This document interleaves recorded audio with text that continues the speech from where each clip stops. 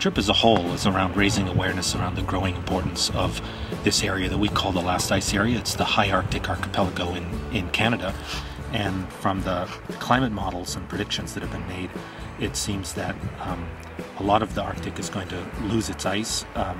And this area in the high Arctic archipelago, the islands from Lancaster Sound north, including Devon Island, where we now are, and Ellesmere Island, and Axel Heiberg and other islands, will continue to have ice, both annual and multi-year ice, and that ice is important as a habitat for a whole variety of different species. So the ice is important for the ecosystem as a whole, and as it shrinks, the areas that retain their ice are going to become globally significant.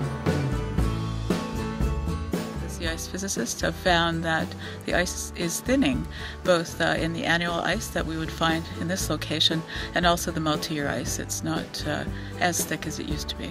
The Arctic is warming at twice the rate of the global average, and that's because of actions done by people outside the Arctic. We're in the initial stages of gathering some of that information. Some of that is happening here on this trip thanks to the sponsorship of Canon, and we'll be doing a lot more in the coming years. Sophie Chollet is a researcher who's studying the impacts or the significance of plankton and microorganisms in the oceans, and has particular interest in seeing how the Arctic might differ from other oceans.